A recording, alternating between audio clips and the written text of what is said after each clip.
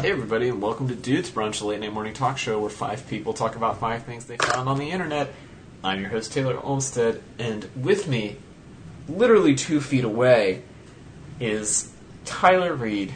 Tyler, it's so nice to be in your home.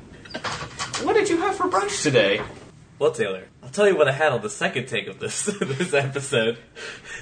Yeah, this is the second take for those playing along at home.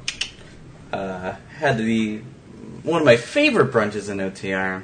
Had the classic breakfast burrito at Coffee Emporium with bacon, side of salsa, and then also a toasted maple oat scone. Is this fucking episode going to be like this, like throughout the entire thing? Yes. So I drove past Sleepy Bee today, where Tyler always gets his get-a sandwiches, and I thought, I wonder if Tyler's at Sleepy Bee right now. But apparently you weren't. I should have been. You should have been. I'm sorry. Well, I'm glad to hear that you had a delicious brunch. Sean, it's always good to see you through the power of the internet. What did you have for brunch today? I had pancakes. Turned my life around. Made pancakes for Sarah and I. But more importantly, today Sarah and I went with friend of the show, Alec Fink, and his wife Katya to a Russian bazaar in D.C., and we had homemade Russian food, which was absolutely delicious. Had some meatballs and gravy, had some chicken babushka, had some Hunter's chili, some fine mashed potatoes, cucumber salad. I don't know how you say great in Russian. Putin probably, but we had it. We had a Putin time. I wasn't aware that DC had any type of international culture at all. Like, at all. Is that a joke? America all the time. Yeah, no. I don't know. When I went, it was just like, oh, we don't really have anything. Here's some, I don't know, generic bagels and shit. Maybe it's because I'm looking for Japanese culture. There's nothing Asian there. Now that you said that, you're never allowed to come here. Okay, that's fair. That's fair. So be it. Well, you've already heard her once. It's guest contributor and general Japanese-American consultant to Dudes Brunch, Janet Ford. Welcome back. What did you have for lunch today? Or brunch, or breakfast, or whatever it is that you eat. Quick side note. Is there fast Russian food? Is there fast... Is that a thing? Because Sean said homemade Russian. I'm like, what's fast Russian like? Fast food Russian. Janet, what you have for brunch today? Tell Went to Bob Evans in Austintown, Ohio. And that was about it, you know. Ate some bomb-ass, like, Farmer's Choice. Called it a day. Well, our newest guest this evening, our first 5-person show this season, it's Roland Zeman. Roland, welcome to the pod. What did you have for brunch this morning?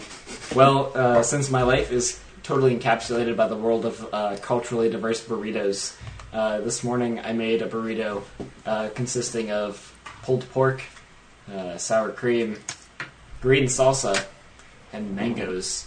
And that was my brunch this morning. I had it alongside of a nice cup of black coffee, as is my morning norm. So that's kind of how my weekend mornings go, is usually some sort of burrito and black coffee. That sounds perfectly on brand for this podcast. I think that's the most culturally diverse burrito I've ever heard in my life. Thank you. Great. I love it. Roland works at a burrito place, for those who weren't aware. For brunch this morning, I had a bowl of cereal at my parents' house, but that really wasn't important, because then I went to Skyline Chili with some Cincinnati friends. Skyline Chili, the food that you only enjoy if you're from Southeast Ohio, or Southwest Ohio, or really anywhere south of Columbus, a.k.a. Hooters, the state. Well, as always, we're going to talk about stuff we found on the internet this week, and you can play along at home with dudesbrunch.wordpress.com/bingo. Dudes Brunch Bingo, the game that literally no one plays. Hey! That's right. That's the spirit. It's time, ladies and gentlemen, for an update on our recurring segment, Race to the Bottom 2016. Sean Evans, can you please explain the dumpster fire that was This Week in Politics? I don't know if it was a dumpster fire. It depends on who you like, I think. So this week we had our first presidential debate. for everybody who probably watched or didn't watch it. Anybody watch it? I did. I watched the whole fucking thing. I watched Really? like 2/3 of it and then decided that I had better things to do with my life. I couldn't do it. Like, I just, like, rolled over. I was like, I just don't feel like being sad. And then I was like, you know what? BuzzFeed's probably going to do a roundup of it tomorrow, so I'll just do that. And that's exactly what happened. I There you learned go. everything I needed to learn from Twitter. What a beautiful world we live in. Oh, it's great. Well, I'm actually surprised. I figured that everyone was going to say no on that one. I was pretty sure everybody had given up on this already. Well, Sean, you've forced us all to take notice, to really Aw. to really observe what's going around in our political system. Yeah, for the record, the Dudes Brunch Slack on Tuesday night was all debate memes, and then Zach was watching wrestling. It was really kind of perfect. I wish that the listeners could have been there. It was pretty wonderful. So what was your favorite memeable moment that you either found away from the debate or that was in the debate? I want to say some really mean things about you right now, Sean, but I'm not going to. Because if I did, it would be really mean.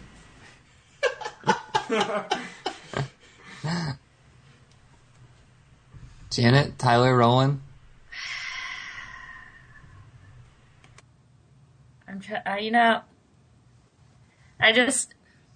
just gonna come out and say it. This is my first goddamn election as a U.S. citizen. You know, I worked really hard and I paid a lot of money to be here.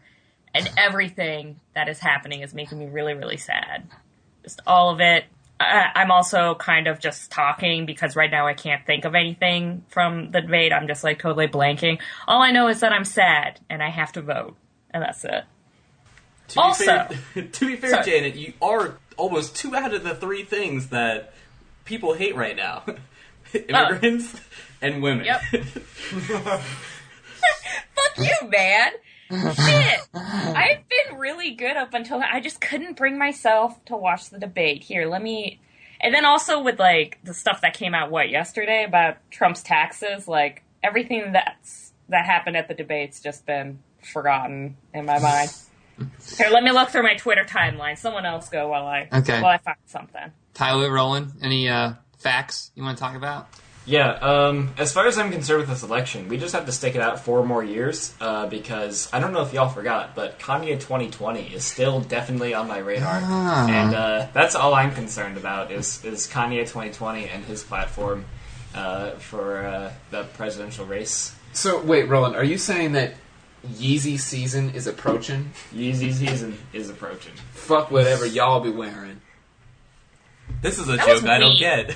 Yeah, I was about to say, like, get the fuck out of here. Oh, there was one good that came out of the election. Did you guys see Lawrence, Kansas PD? They had to tweet out. Here, I'm reading it right now. I'm looking through my Twitter timeline. They had to tweet out, reminder, we realize politics can make emotions run high, but being mad at a presidential candidate in a debate is not a reason to call 911. So in case anyone was wondering, there is some good that came out of this debate. And that was, once again, we as a society have just failed. Completely unrelated. You guys remember that bird that landed on Bernie Sanders' podium? What do you think it's up to? Do you think it's okay? I mean, know. that's obviously the bird from @birdsrightsactivist on Twitter. Yeah, but he Still hasn't tweeted pro-bird recently. The bird hasn't tweeted. I thought Bird tweeted during the debate. Did it? Birdwatch 2016. I'm sorry, Sean. I'm just I am taking your... unfamiliar. Tyler, did you have a favorite meme? I think honestly, this past month, like, if anyone asked me a question, I feel like most of my, like, I have to, like, start every response with, like, a long sigh where I gotta put my hand against my face, because I'm just, like, I'm just so tired. I feel like, honestly, at this point, like, holy shit. Like, we've been, like, all, like, laughing about it, joking about it. I don't care who you're, you know. But, like, November's fucking coming up. Like, holy shit! I'm with Tyler. It's just... all you can do is deep sigh. It's like starting to just like, I don't know. It's like both funny and just not funny at all. And I feel like vomiting a little. Sorry, Tyler, I didn't mean to talk all over you again, but it was... I agree with you. Well, to give an actual example, I think one of the things that I think was, obviously other than taxes, which is...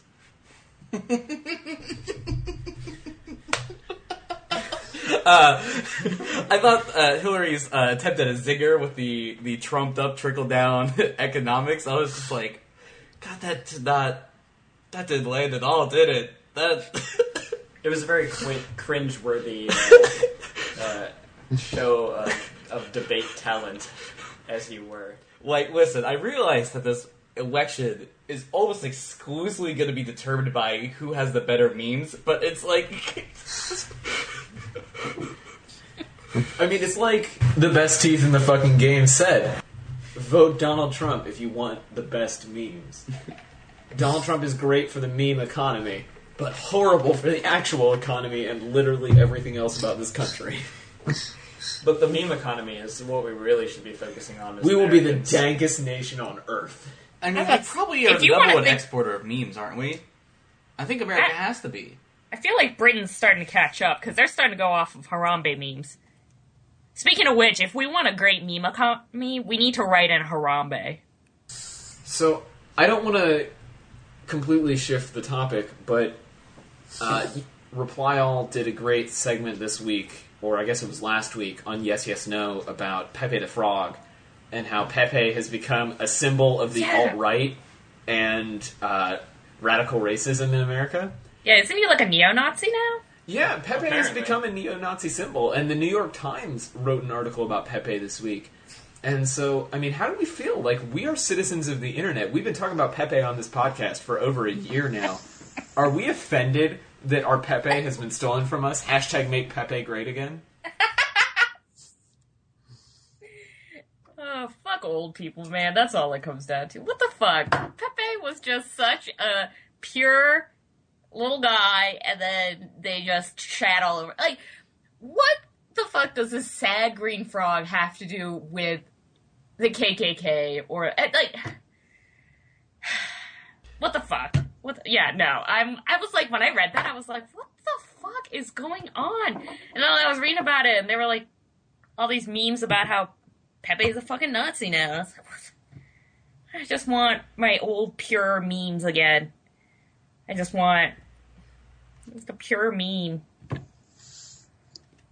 To be fair, Pepe, his origins weren't ever exactly pure to begin with, to be fair. Like, Shush. It's okay, but he wasn't a Nazi.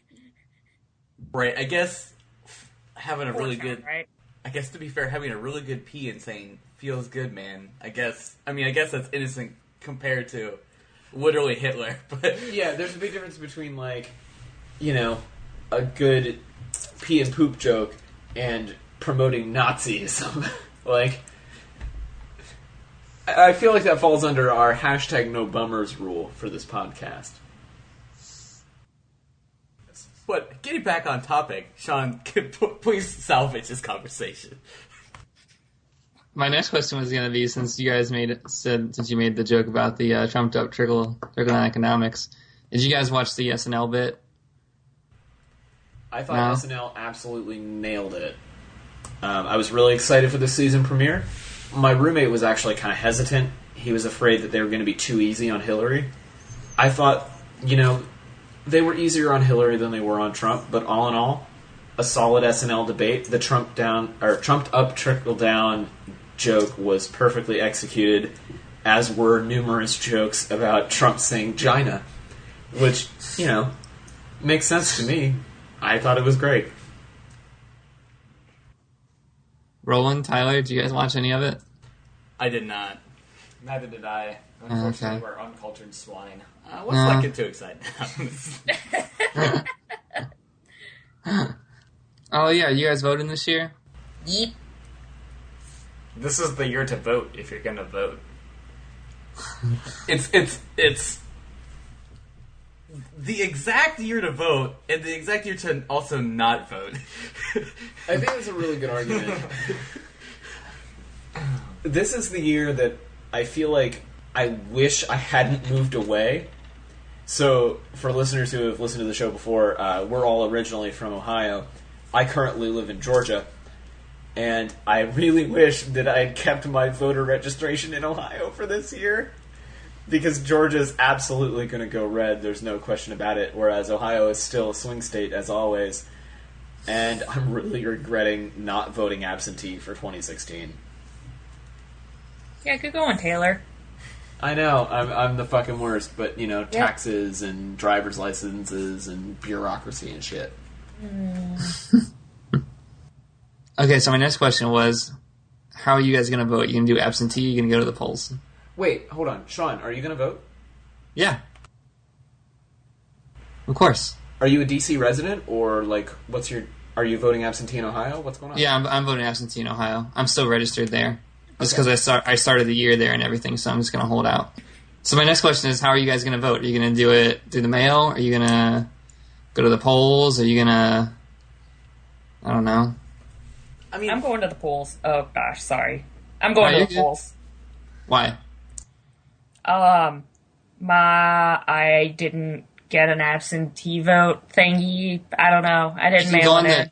Okay, so we should pause first. We should pause for a second to say that you can mail in your absentee ballot form pretty much up until the week of the election.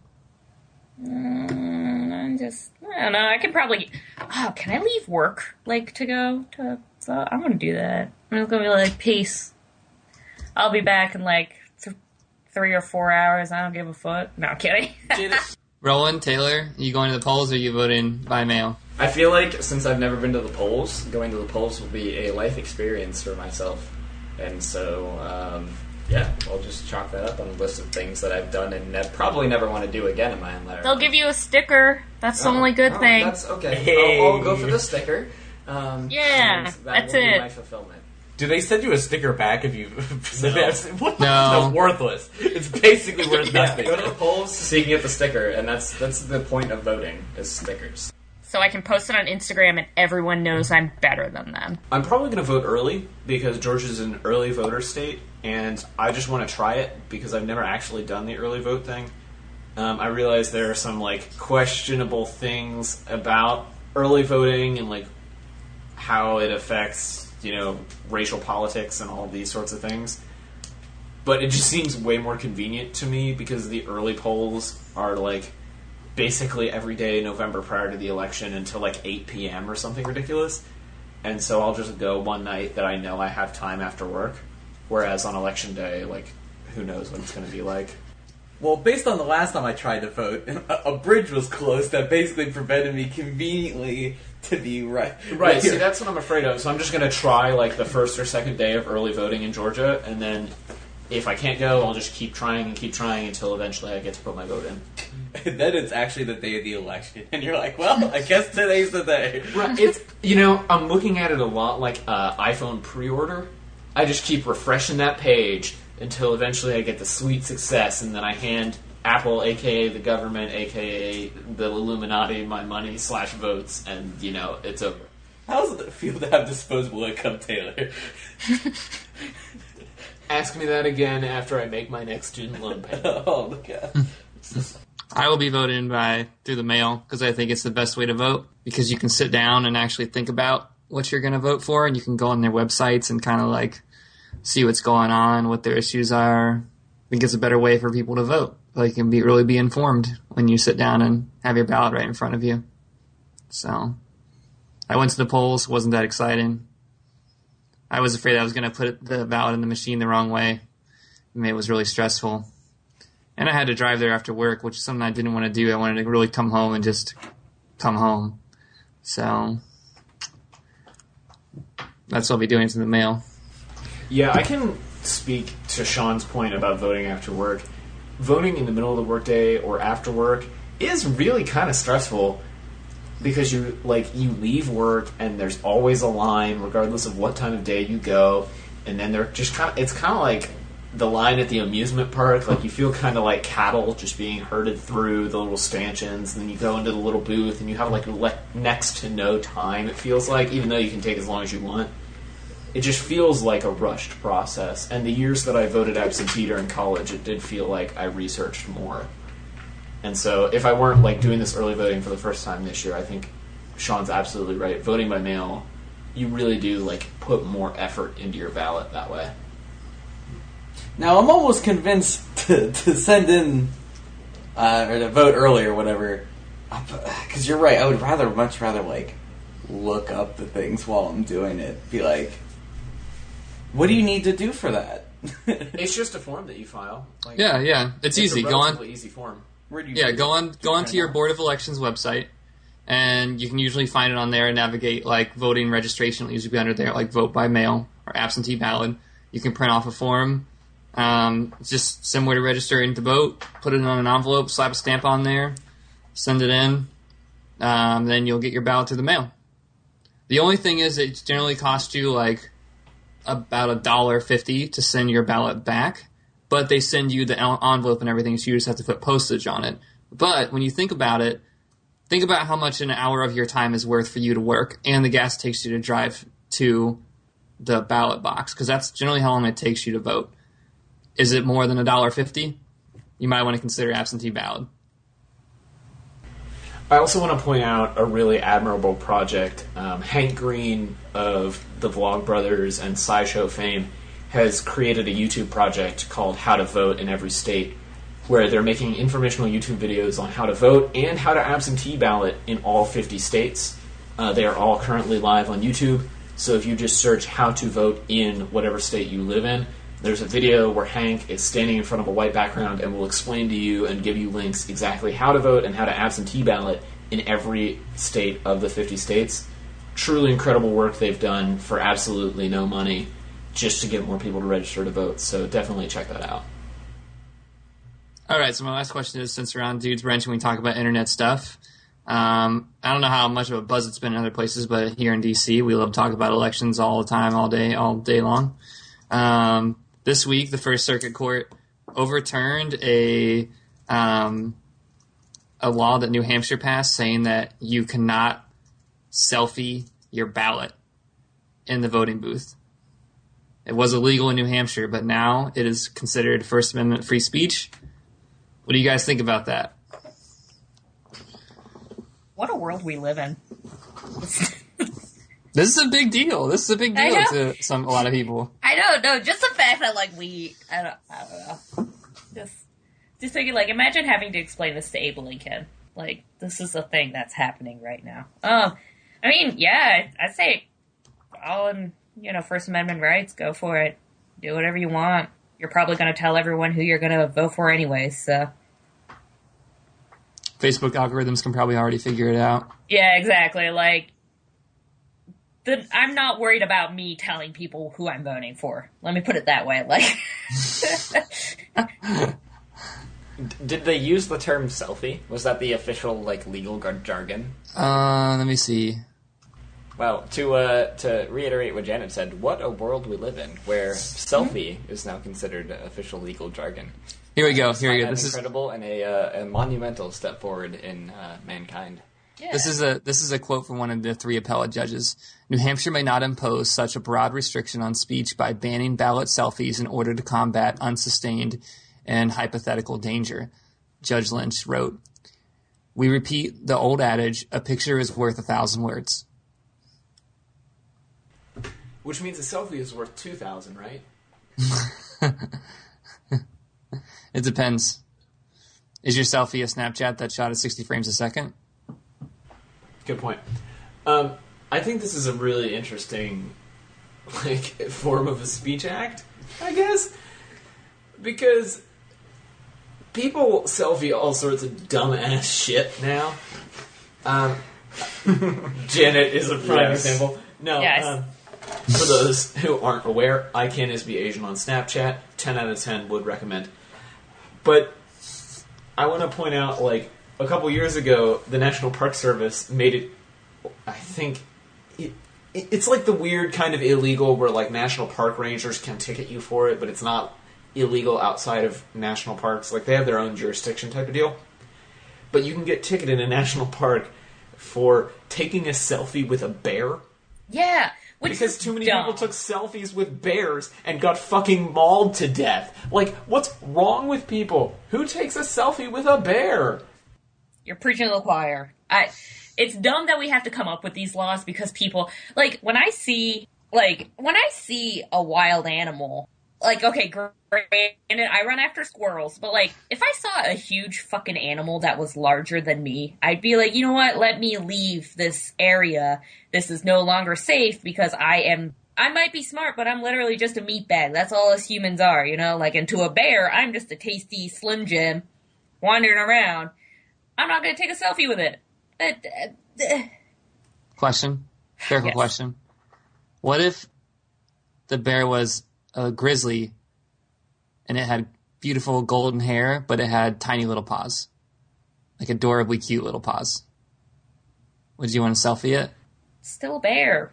I'm still a tasty Slim Jim in its eyes. It doesn't matter if it's got cute little paws. You know, like my cat had really cute little claws. It still scratched the shit out of me.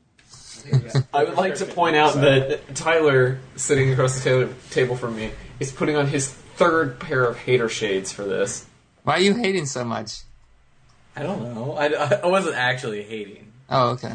But no, I think ballot selfies, like, if you really care that much about politics, we already know how you're voting. Because you're the type of motherfucker that's out there posting political memes on Facebook anyway. Mm-hmm. And you don't need to post a selfie with your ballot if you're already that kind of person. Like, we know who you are. Yeah, but Taylor, they could be edgelords, and then when they get to the ballot, they decide to just flip a coin. Just whoever lands on, that's who they're going to vote for. You don't know. Sometimes... I mean, and sometimes people do political shitpost, and so I don't want to devalue the quality political shitposting 2016. But I just think, like, we all know. I feel like I can look at almost everybody on my friends list on Facebook or almost everybody I follow on Twitter and be like, Trump, Hillary, Gary Johnson, Trump, Hillary, Gary Johnson. Like, I can pick them all out. Who am I voting for? Yeah, but... You're with her. I'm a solid hashtag bitch, I guess I'm with her. Like, I'm part of that movement. But depending on what happens leading up to the election, I might have to write in Harambe. I still don't know. Yeah, so don't put me... I'm very solid bitch, I guess I'm with her. All I'm saying is, we don't know who Jared Leto's going to vote for. He could still be in his Joker role. He's probably going to vote for himself. Look, let's be honest. Nobody gives a fuck about Jared Leto anymore, okay? Like, Jared Leto ceased being relevant after, like, the second week Suicide Squad was in theaters. Now, everybody cares about Margot Robbie, and Jared Leto ceased to be edgy. Can I get an amen? Roland, you got anything to say about this? Oh, man. I mean, I agree with Taylor 100%. If you're the kind of person who's going to selfie your ballot, you're also the kind of person who's plastered your political opinions all over the internet. Now, there are some people who have plastered their political opinions all over the internet, and I highly doubt that they will be going to any kind of polls. I highly doubt that they will be sending in any kind of ballot through the mail. I feel like they are part of this election purely for the social media aspect of getting to shit on other people on the internet. And I know several people like that who are part of this whole debate between Hillary and Trump, and then the occasional Gary Johnson fan, just to have an angle, just to be part of an argument. And I'm sure there are way too many people of those variety. Yeah, Taylor has put on my hater shades. Roland, would you say these people are in it for the lulz? I would agree. I would say that they are definitely in it for the lulz, and they are in it just to troll people and just to make other people upset. That's the best part about this election, is that this election is the prime example of an election that just pisses everybody off. Like, whether or not you're a Hillary supporter or you're a Trump supporter, like, you're making somebody within very close proximity to you very upset, And I think that's the biggest appeal of this year's election. But Roland, isn't it time for there to be a political revolution? Why is there only two parties? I mean, you have Gary Johnson, but he doesn't know shit. I was about to say, Gary Johnson is like... It's time for a political revolution. a week from the... listen, I know the election's next week, but we need a revolution. Gary Johnson needs to get in this debate, okay? He needs to get in there. Gary Johnson needs to... Fucking, I don't know if he needs to see Jesus or, do whatever, but he needs to get his shit together. I have no idea what the fuck that man is. You know that, from BoJack Horseman shit, I can't remember the guy who's, like, very clearly two little kids wearing a trench coat. Vincent Adultman. Yes. That's, like, Gary Johnson is a real-life version of him, and it blows my mind. That he is. I went to the White House today. I did a politics. Yeah, no, that's straight up Gary Johnson. Listen, as the person that knows literally nothing about geography, I think we need to give Gary Johnson a break. Just because he doesn't know where Alapo is doesn't mean he can't be a good president, alright? I mean, the man has wonderful knowledge about certain topics, but I feel like when it comes to mostly global issues... he's been living under a rock or something. I don't know what his deal is.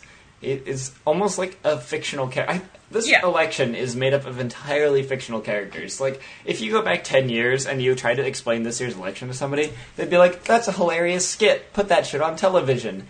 Yeah. And now we're living it. For like the a record, Simpsons though, episode. Tyler, where is Aleppo? Shit. All right, Tyler is Gary Johnson, confirmed. Look, but it's okay because you're not running. You're not running for president, though. How the fuck do you not know a single foreign leader? I would have been okay even if he had said like Putin. I'd been like, all right, fine. He at least knew somebody. He threw it out there. To be fair, the full quote is a foreign leader you admire, which, to be fair, is a little bit harder than any foreign leader. No, that's true. Justin Trudeau, man, come on. You could have just been like, I like his abs or something like that. I don't know, man. I was feeling the Johnson and not so much. Pun intended. I think we're going to look back at this election and we're going to think about it in a very positive aspect. I think this is going to be a learning moment, like every election. I think this will be a particularly hard learning moment for some more than others. But November hasn't come yet, so we'll have to see how it all runs down because it seems like it's going day to day.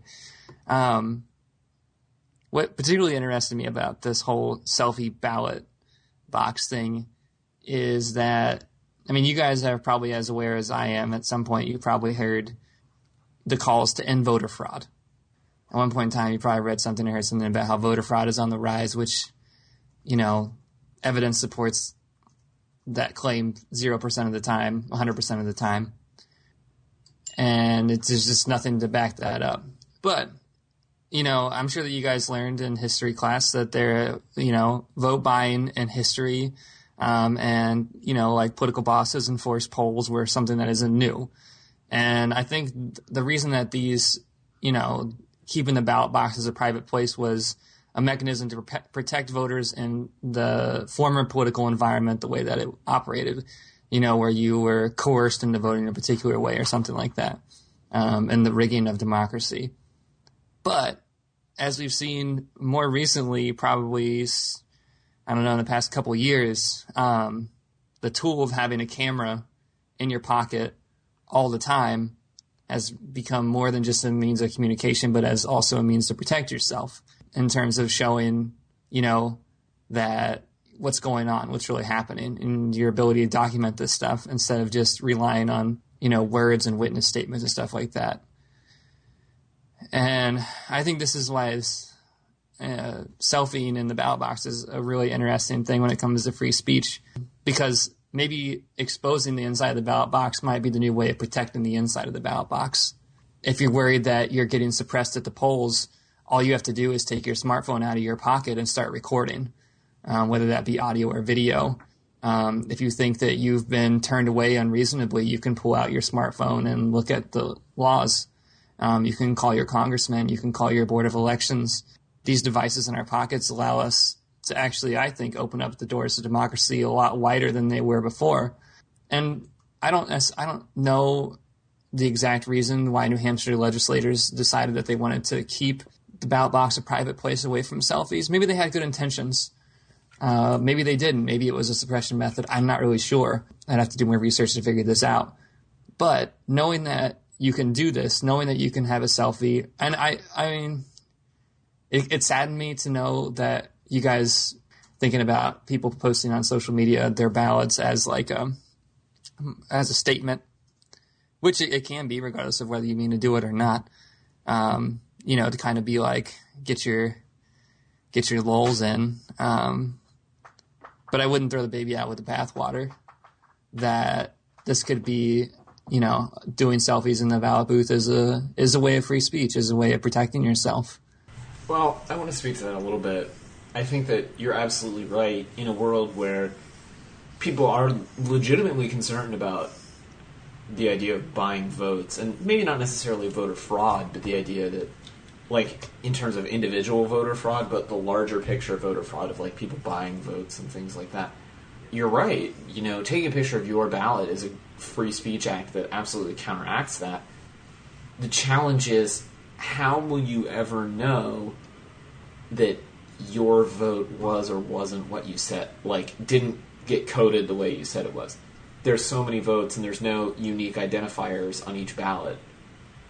And so it would be next to impossible for your selfie to make a difference large scale. And so it almost feels like working against, an undefeatable cause, so to speak. And I don't want to sound depressing, but how would you ever know?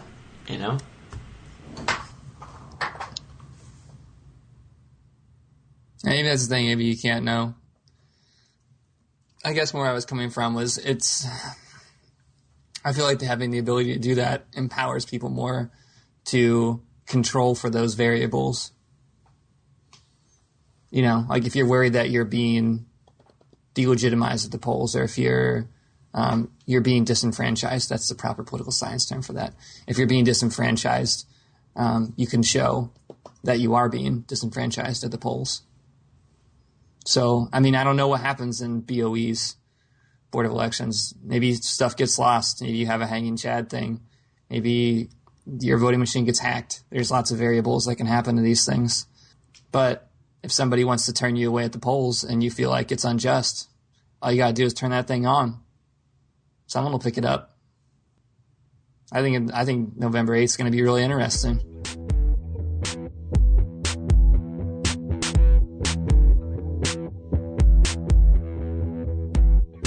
Well, this week's a little bit different. We're only going to do 2 topics, in case you couldn't tell, but they're both supersized topics. On the topic of independence, we wanted to talk this week about the idea of living on your own as a millennial, something that's near and dear to all of our hearts, as finally we all live on our own. And that's not a slight against Tyler, it's more just a statement.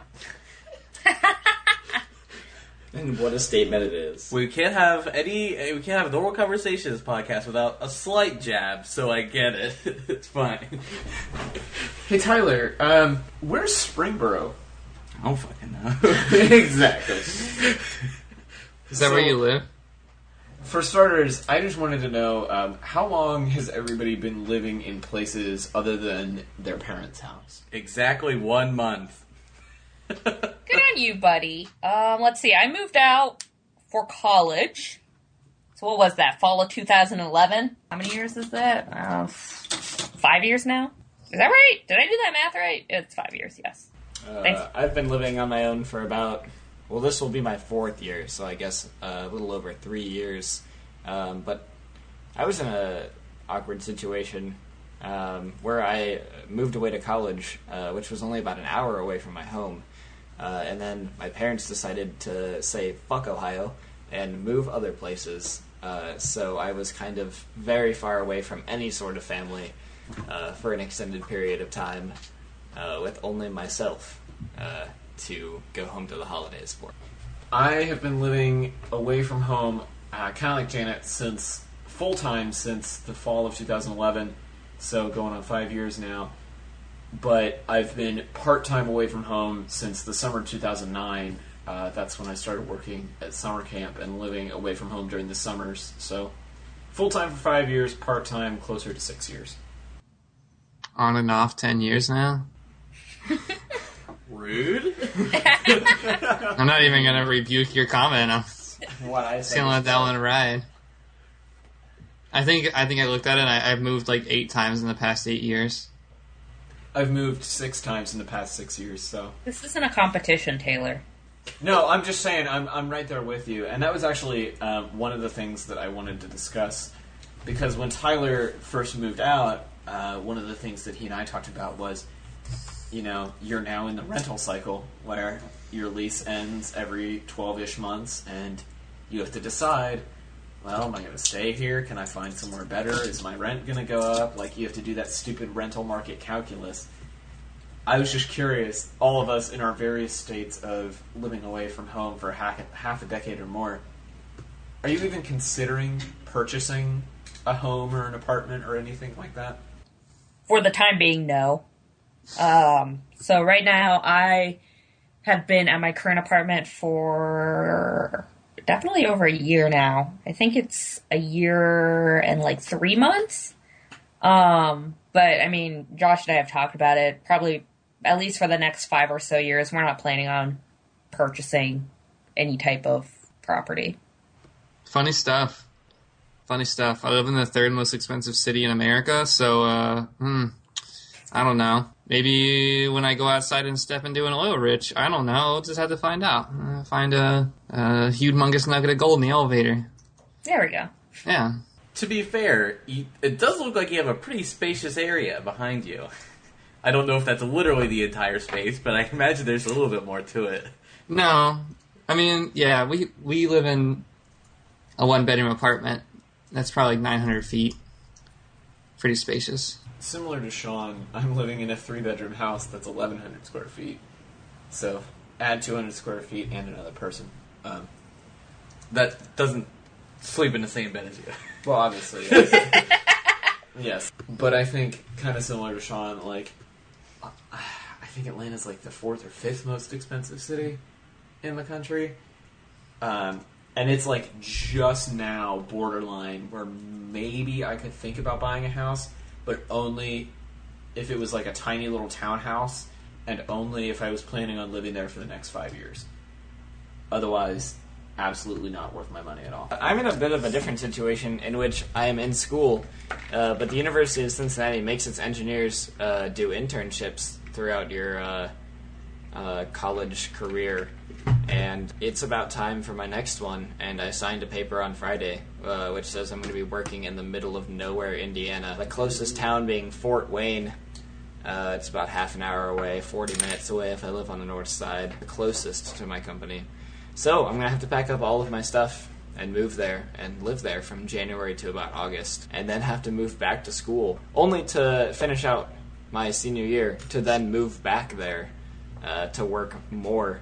And, you know, if it's one of those things where I end up working full-time, probably purchasing some sort of living arrangement might be on my radar, as it might be the most cost-efficient in the long run.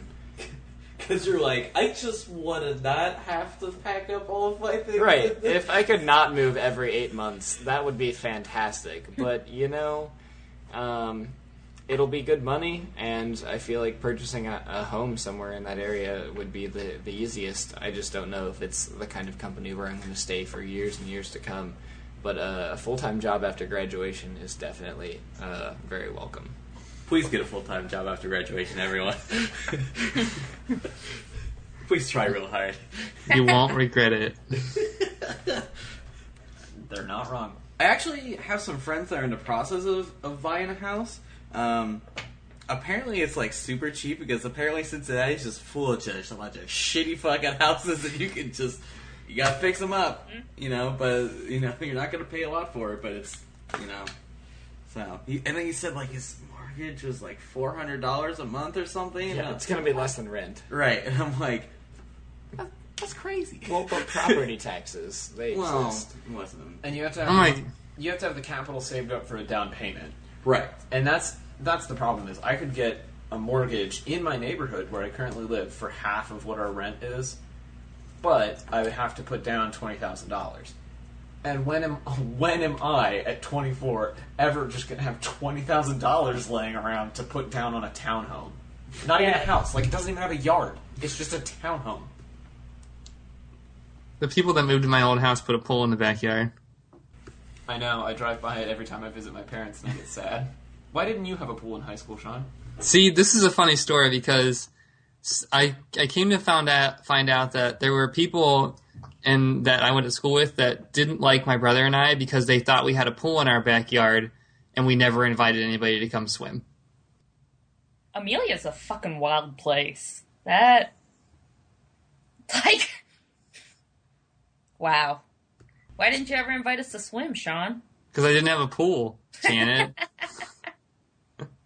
To be fair, there was someone on your street that did have a pool. There was at least one pool that existed in your neighborhood. Yeah, no, my neighbor had a pool.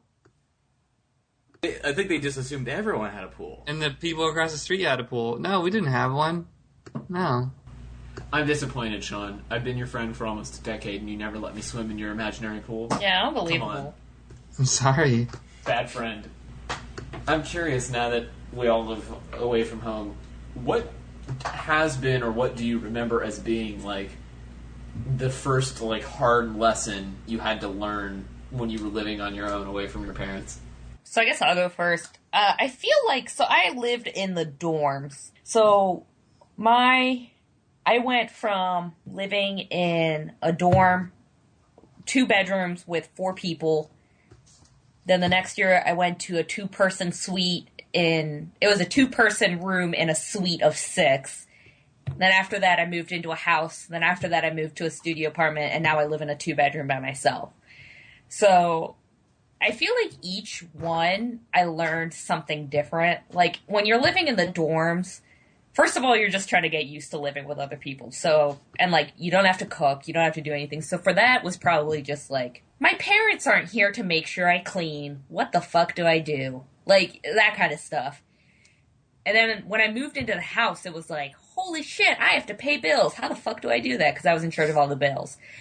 So I feel like, I don't know, I really liked the way I did it because each year I learned something new. But now, honestly, now that I live on my own, it's like, I haven't cleaned the kitchen. I can't blame someone else. Like, it's me. I did it. Or like, holy shit, like, the toilet did something weird. What the fuck do I do? Or like, holy shit, there's a huge spider. Like, what the fuck do I do?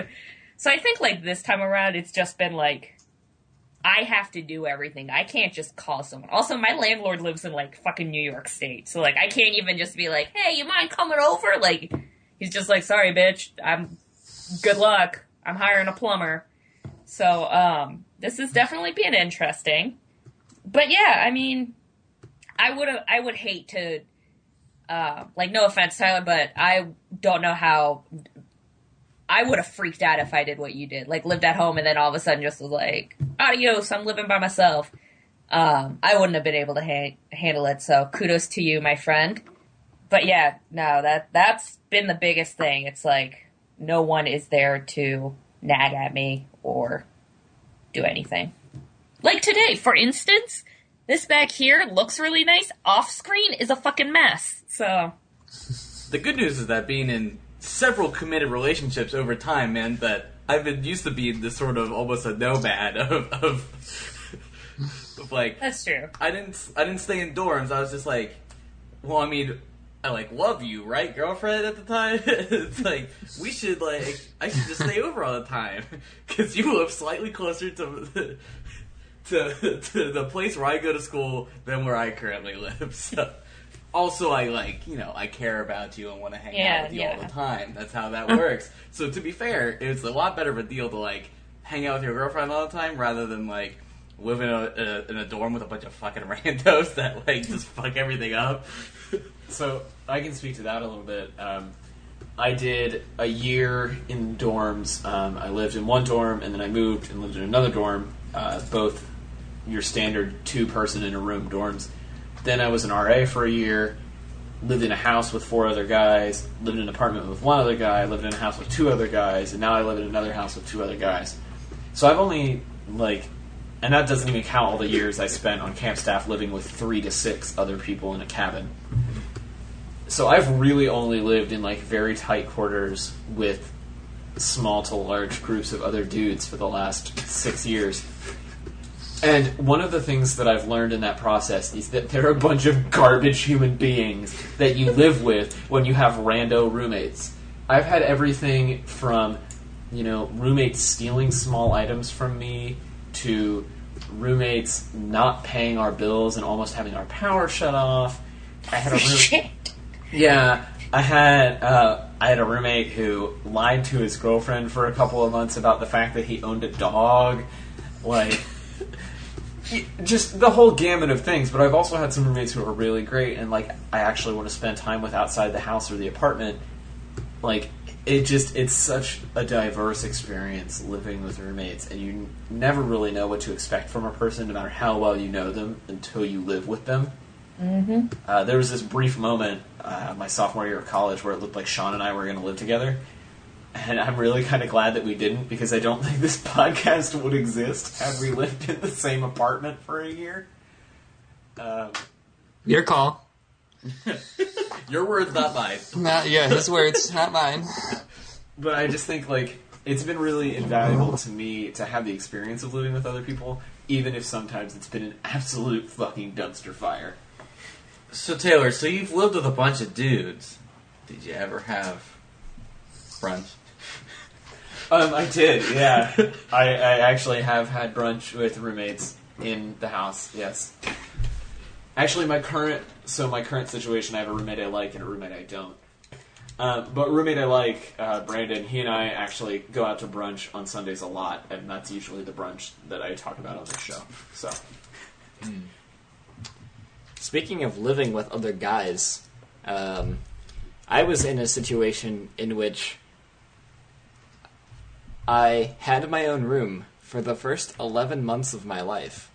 And then my parents decided it would be a great idea to have another fucking kid. And so I shared a room with my brother until I moved out and went to college. Oh, that sucks. And then the freshman year I was in the dorm with another guy. I didn't have my own bedroom until my sophomore year of college, in which I moved into a house and lived with 3 other guys, but we all got our own rooms, so I guess that was a plus. And I've just kind of been living in houses in the Clifton area ever since. It's been a jolly old time. and you have a female roommate for the first time right now. I do. I live with one other person, and it is a female. The perks include that she bakes a lot, but the downsides include that she bakes a lot.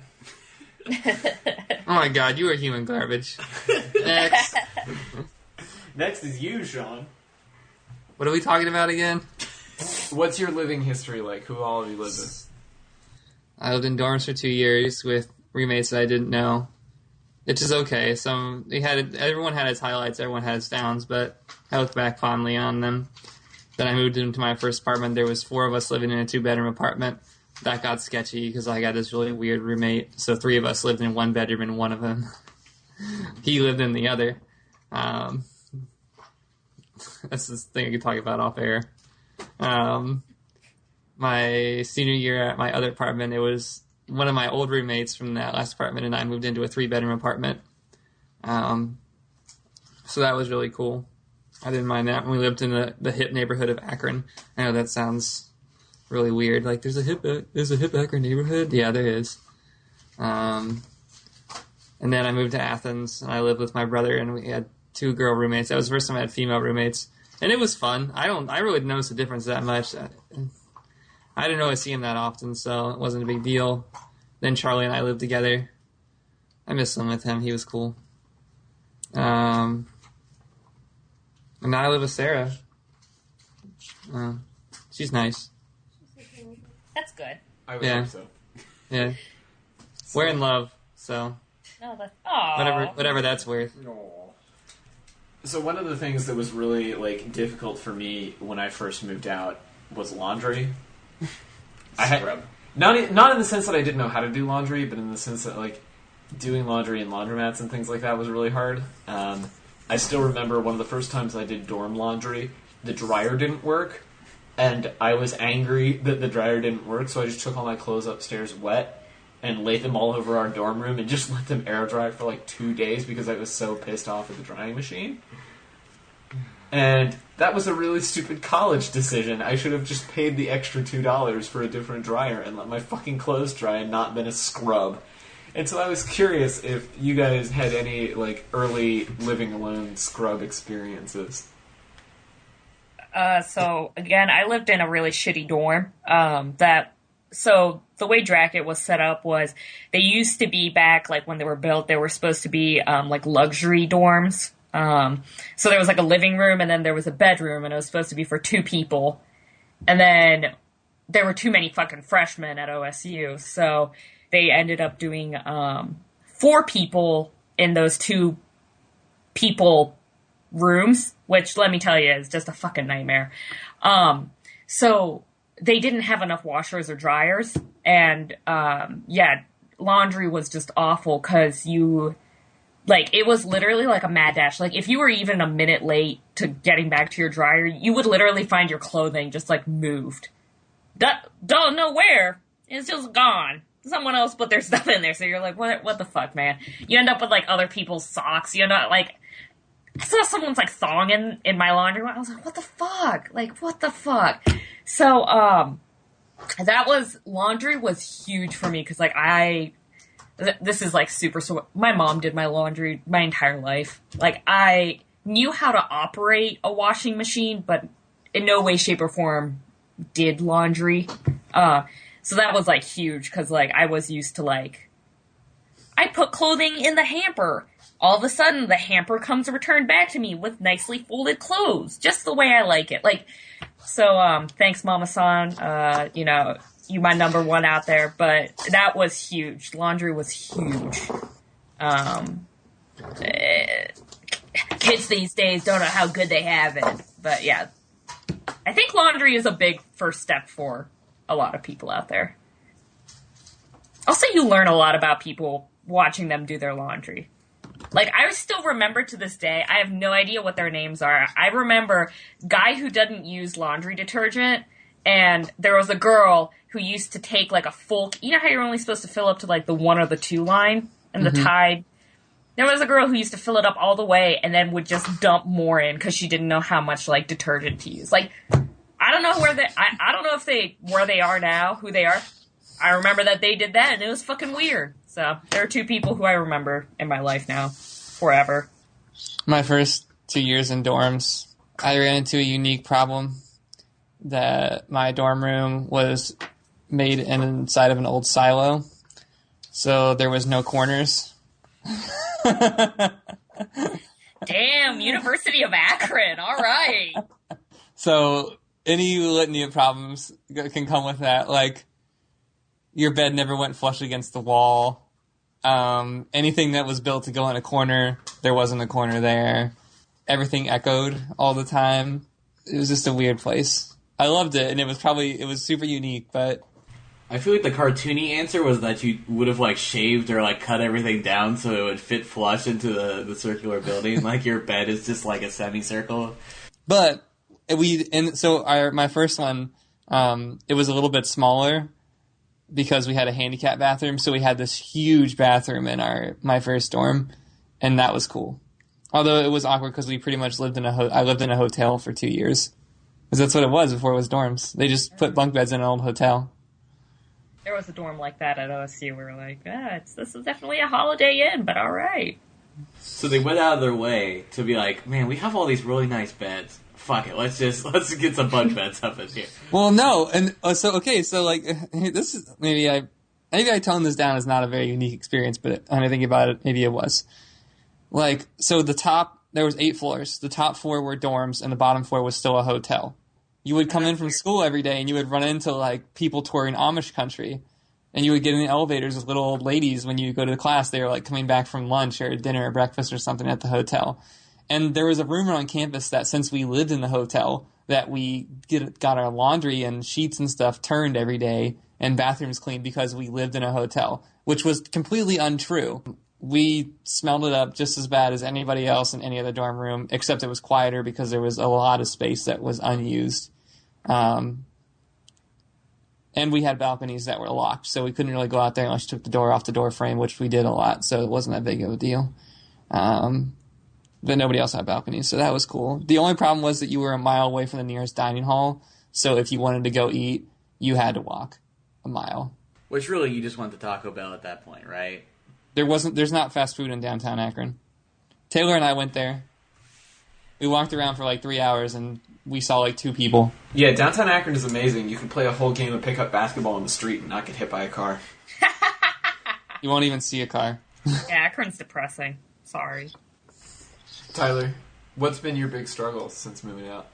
Well, I think it's mostly just because it's been the first move, but I was like, I remember the first time we went grocery shopping, I was like, fuck, what do I get? That's a good one. That's a good one. I was like, well, I need to get everything. And I was like, wait, I don't have any pans yet. I don't have anything to cook in. Better buy those too. Right. Well, I mean, we have them now, but for the first trip, I was like, well... Time to do hot dogs over the stove. Right. I mean, I just ate cold cut sandwiches for a few days, so... That's a really good one. Where do you live at? What town do you live in now? It's called Pleasant Ridge. I'm like 5 minutes away, or I'm like basically like I can walk to Mad Tree Brewing, so it's it's actually really close. I have no idea where that's at. I know, but it's a place people. It's know. north of downtown Cincinnati. Sorry. And I remember when I first like started like David, my roommate, was like, I think this is where we want to live. I was like, ooh, this doesn't. And we took a tour of the place. I was like, oh, this looks like Snoresville. I want to be on top of a building, like a top of a restaurant, like downtown. But now it's like, wait, I'm like 5 minutes away from like a lot of shit. I'm like really connected. Like my favorite breakfast place, one of my favorite coffee places. There's like a Target. There's like a brewery. Oh my god, it's like he lives in the suburbs. Yeah, I know. It's like in the suburbs. There's Office Depot that's now closing, but that's beside the point. It's GameStop. It's all. I'm like straight up the At suburbs. least you got a GameStop. At least we got a GameStop. I went there. I got my Yokai Watch stuff there. Roland, what was your first shock in moving? For me, it was kind of weird because I didn't have all of those, like, how do I do laundry? How do I cook food? How do I live with somebody else? How do I live with a roommate? I didn't have those situations because I grew up sharing a room with my brother. I liked to cook, and my parents made me do things like the laundry. So it really wasn't that much of a struggle for me. It was more like, yes, I need to buy some furniture. All right, well, now that I have furniture, where do I put it? And I was like, okay, well, here's a good spots for all of this furniture. I don't know. And the biggest struggle has mostly been just like keeping myself entertained in between. Hashtag Roland's first world struggles. Yeah. Hashtag Roland Soapbox. Sorry that Hashtag all of nothing's you hard can't for be Roland. as blessed as me. I don't know. It really hasn't been that big of a deal. My most recent independence struggle has been owning a car in the wonderful town of Clifton, which I have recently learned is hard because I parked on the street one night and my car got hit, and now I'm not parking on the street ever again. That's real. It just happened like a couple of weeks ago, and I'm not very happy about it. But that's the sort of stuff that you don't learn about until it happens to you, and then you're like, well, shit. What they do, sideswipe you or lop off your mirror? Yeah, or both? Well, yeah, both. I had the side of my car actually was fine. There's 2 new paint chips, but yeah, I had to buy a new mirror glass. I snagged one off of eBay over a month ago, but it's coming from China, so what do you expect? 2-day shipping from Amazon? Nah. This is eBay. I'm prepared 6-year shipping on eBay. prepared to wait for 6 years to get this mirror glass. So. Roland's just never gonna merge left. I've told, like, it's been terrifying.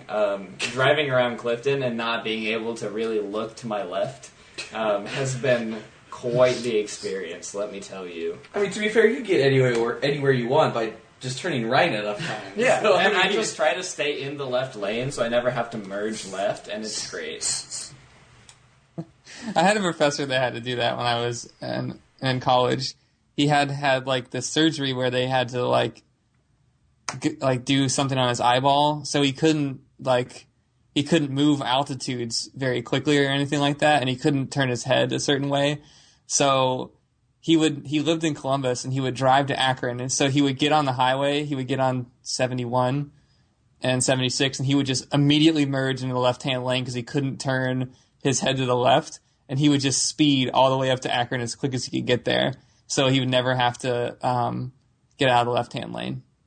That is a long-ass commute. That is a long commute. He taught 2 days a week, though. Ah, that's not bad. Yeah. So, to round this discussion out, I want to get one piece of advice from each person on the panel. If you were speaking to somebody who is just moving out of their parents' house, hashtag millennial, for the first time, what would you tell them? Good fucking luck. No, I'm kidding. I would say be flexible. I lived with randos my first 2 years, and all of my issues were so be flexible and communicate, even though you might not want to. Any issues that I ever saw 100% were related to either being way too stubborn about dumb shit, like, oh, clothing should be folded this way, or I don't like that your coat's there, or just dumb shit like that, or just not communicating. And also understand that you don't have to be friends with your roommate all the time. Like, it's okay to get mad at them sometimes. And then after you live with randos, you'll live with people and it'll be great. Fourth piece of advice. Sorry, as I'm thinking about everything. I know, I'm sorry, but this is a good one. I would actually recommend living with someone of the opposite sex. Because I lived in a house full of dudes for a summer, and it was the best summer of my life. And that was the summer where I almost died 4 times, but it was really fun. And I would recommend doing that too. It'll help in relationships later on and stuff. So my advice would be know what you want or have an idea. That would be number 1. Because I agree with everything that Jan said. My number 2 would be check everything out in your apartment. I'm not even joking about this. Check out everything. Go into your apartment and open up all of the cabinets and see if anything scurries away. Turn on the hot water and go into the bathroom, turn on the tub and flush the toilet and see if the water pressure goes down. See if it gets hot or cold. Before you move in? No, before you even sign the lease. Yep, good. Go and make sure that if you want double pane windows or AC, make sure that they control it. Find out, don't be afraid to be hard on these people because, they're going to put you through a gauntlet of making you fill out paperwork and pay deposits and all this stuff. You should put them through the gauntlet too because you realize that you're going to have to be with them and they're going to have to be with you for a year. So, and know your options too. If your landlord is absolute garbage to you, don't be afraid to go down to the courthouse and put your rent in escrow and make them fix your apartment. And take photos before you move in. That's right. A good one. I think kind of similar to Sean's, but on the other side, definitely protect yourself against landlords, but protect yourself against your roommates. Make sure that... Seriously, though, make sure that everything is very transparent about how money is changing hands. Mm-hmm. Whether it's changing hands for bills or even I went and picked up a gallon of milk for you. Make sure there is a tally somewhere or you're using Venmo or Square or something. Just have separate stuff. Yeah, either have it all separate or have it very clear when you transfer money, how much you're transferring and make sure that everybody knows that the money got from point A to point B. Because if there's ever any confusion about the bills, whoever's name they're in, it's a hit on their credit score. Mm-hmm. And that's not something that you want following you for the rest of your life. Everyone gave their advice except for you, buddy. Yeah, that's true. You didn't say anything, Simon. Yeah, okay. Listen, I'm the one who's getting the advice here. Yeah, you're the newbie. I'm the baby. You're the one who's this is the target audience. Right. So give me some tips. All right. I don't know. My biggest tip is don't get too attached. So I moved into a house with some other guys, and they were super excited about living in this house, and they wanted to do all kinds of things. Like, hey, our backyard sucks. We need some grass in our backyard. We need a fire pit. We need all this shit that costs money. And, I mean, they did it. They went out and they paid the money. But you know what? It's been a year, and none of us live there anymore. And so all this money that they poured into a place that they weren't even going to be living in for longer than 12 months has just literally gone down the drain. They could have bought something else with it. And so don't get too attached. I know you're excited about moving into someplace new, someplace exciting, someplace that you can kind of call your own, but remember, you're just renting. You're nothing. You're shit. You don't mean anything to your landlord. You're just somebody who's gonna give them some money for some months. Mm-hmm. And then adios. Yeah, that's, You could be say. nice on stuff. I don't want it to be like, I didn't want my comment to come out like landlords don't care about you or something like that. Most but of like, them. But like when we were looking for places around here, we went into this apartment and I opened the door to the building and it smelled like urine, and I knew like immediately. I was like, nah. We opened up the cabinets in the place. You could see like roach traps just everywhere. I was like, no, nope, not doing this. Pretty much like backed out. They're like, can we call you and set up a lease signing? I was like, no. Yeah, I mean, it's treacherous out there, but I think it's really exciting, too. I think we can all say that living alone is probably one of the best things we've done in life. Oh, yeah. The other thing you might want to do is have cash. Have money. Have money that's ready to go, because, like, some places have, like, I don't know about everybody, but, like, here in D.C., where it's expensive and there's tons of people vying to move all the time, everyone's kind of transient. Like, if you want an apartment and they're ready to lease, like, you need to be able to have, like, put that down payment down to lock that thing up. Because, like, it will be bought out from under you. My second apartment in Akron, this dude had 24 hours to put a deposit down on the apartment, and he didn't do it. And the next day, the landlord called me, and I was there. And dropped that deposit down. And, like, be ready, because... Yeah, don't be afraid to pre-lease. If you need to pay an extra month's rent on your new place before you can even move in, get it, because it'll be gone in that month's time. Yeah, that was actually when I first moved out of the dorms and we had to find a house. That was like the big thing that I didn't realize, because I was trying to get a house with there were 3 other girls. I was the 4th, and one of them just like took forever, didn't get money, took like 3 months to read over the lease, and we like lost everything. We ended up living super far away from campus. So that was the big thing I learned that year was, if you like a place, you need to get that shit, because the housing market moves way too quick. Rental or whatever. They're not going to wait for you. No, they don't make money if it's not in there. So. Yeah. To you, you're just to them, you're just a number. They don't care that you really like this place. They just care that, this person has money. So they had 6 people tell them that this morning. Yep. God, now I'm just sad. I love my apartment now, though. I do too. I like where I live too. Yeah. All right, real quick. Best thing about living alone. Rapid fire, lightning round, go. Naked all the time. It's true. I put on pants for this. I mean, that was going to be mine. Before my roommate moved in, I could just walk around in whatever I wanted to wear. I mean, now that I live with a girl, I have to put on clothes. But what is people's deal with this? This is the stupidest thing ever. Like, see, I'm with Sean.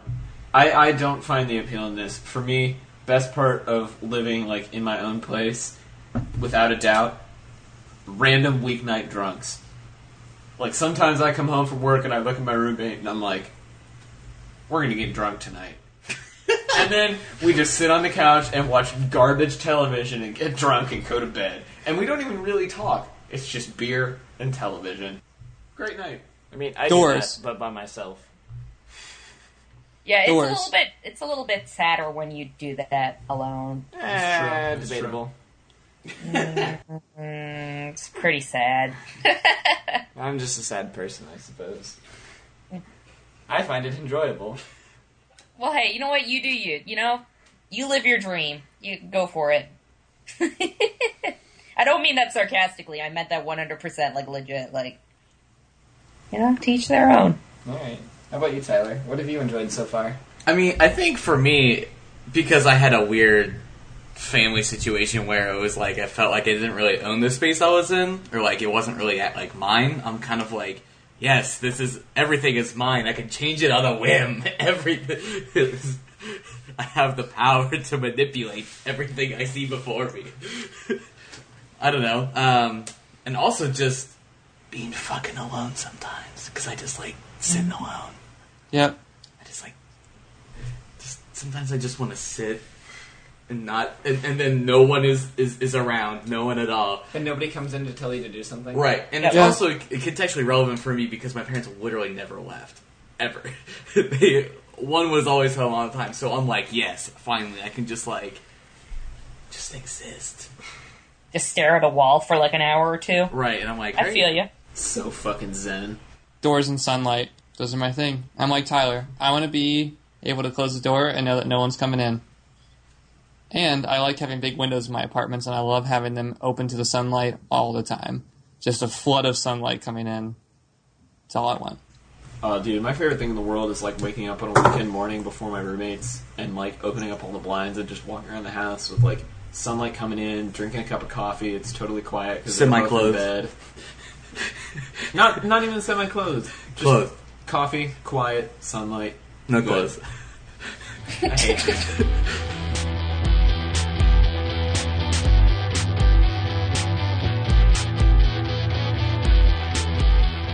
Alright, everybody, it's time to wrap the show up like we always do with a round of shameless plugs. First up, as always, Tyler Reed, what would you like the people to do this week? Hey everybody, you can find me work at tylerdreed.com for any design or illustration needs. You can come to me. If you want to follow me on the socials, follow me at TDR Design on Instagram and Twitter, and you should also follow the Rocco TR. It's where I work. Cool! This has been NPR. Sean Giggle Party Evans, where can the people find you? You can find me on Twitter and my new Snapchat at sevans8910 78910. Check me out. Welcome to the future. I'm here. Although nobody replies to my Snapchats. I replied to your Snapchats and then you never opened my snaps. I do. I open them every day. I disagree. And then Janet pretty much just posts everything and never tells anybody else they're doing a good job. What? On Snapchat? Yeah. You are correct. I do watch them, and then I'm like, alright.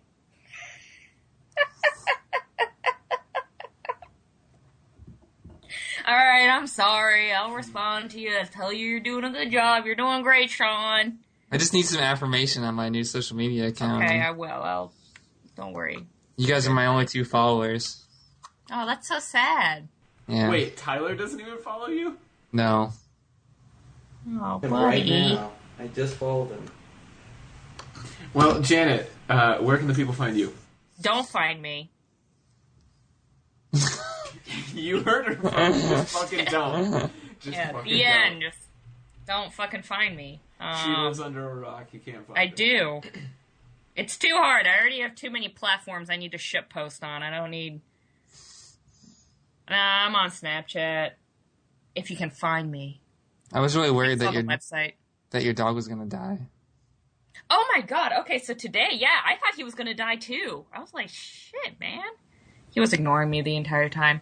I had like a funny thing to say and now I can't remember it, so... Yeah.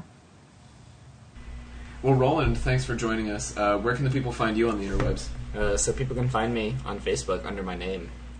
Got him. Cool. And also on the Instagrams. You have a dope-ass Instagram. I do. You can follow me on Instagram or Twitter as The Amazing Z-Man. It's pretty much my social media tag for everything. So if you're on a social media platform, try to find me via that. And as always, you can follow me at TC Olmstead on Twitter and on Instagram. You can like the show and follow the show and all that stuff. We are at Dudes Brunch. And if you want to hear me talk to Emily Bamforth about why I think everyone in Gilmore Girls is a drug dealer, you can do that on Forced Fandom. It's available on iTunes and wherever else you get quality podcasts. Other than that, we will see you all next week for more brunch.